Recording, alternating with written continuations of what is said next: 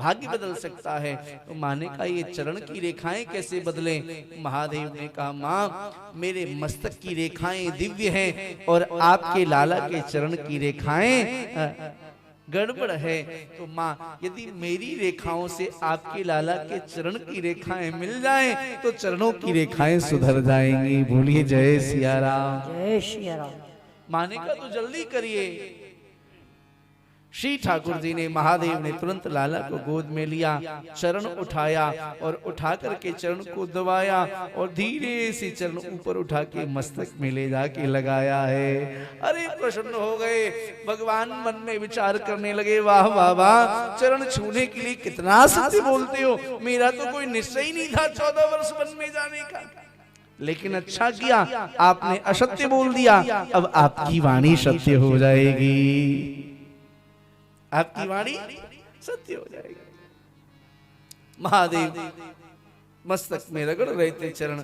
ठाकुर जी और थोड़ा ऊपर उठे और कान में जाकर के कहा बाबा आज बड़ी बातें बनाई दर्शन के चक्कर में, चरण छूने के चक्कर में मैया के सामने, पर सुनो लिखी तो थी नहीं मेरे भाग्य में, पर आपकी वाणी सत्य हो गई। अब तो मैं, मेरी रेखा बिगड़ी जो थी वो सुधरी नहीं बल्कि बिगड़ गई।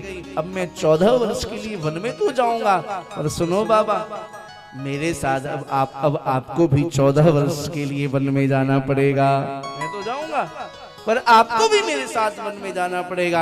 महादेव प्रसन्न हो गए, बोले कोई बात नहीं, ये तो मेरे लिए परम सौभाग्य की बात होगी। आप वन में होंगे तो मैं भी साथ में होऊंगा। संत कहते हैं बाद में महादेव ही हनुमान जी के रूप में उपस्थित हुए और भगवान राम के साथ में वन में उनकी सेवा में उपस्थित हुए। तो माँ ने जैसे सुना इस बात को, माँ ने कहा बाबा आप क्या सोचते हो, आपने बात छुपाई? बोले हाँ। बोले मेरे बिना भगवत दर्शन आपको हो कैसे सकता है? बोले मतलब? बोले जैसे ही भगवान का पदार्पण हुआ तो मैं भी, जब यहाँ से आप निकले तो मैं समझ गई थी, मैं भी भेष बदल के अयोध्या पहुंच गई, मैं भी अवध में पहुंच गई। अच्छा? बोले हाँ।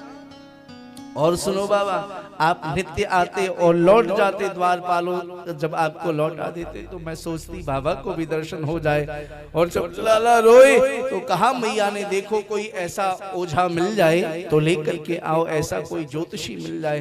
तो बाबा जो दासी आपको बुलाने के लिए गई थी सरयू के तट पे, वो दासी कोई और नहीं, मैं ही वह दासी थी जो आपको अंदर में महल में लेके गई थी। बाबा ने कहा देवी तुम परम कृपालु हो। बोले यदि मैं न होती तो आपको दर्शन न होते।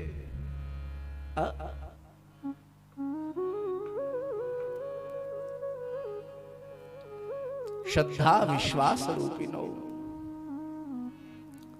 बहुत प्रसन्न हुए हैं महादेव इस बात को सुनकर के।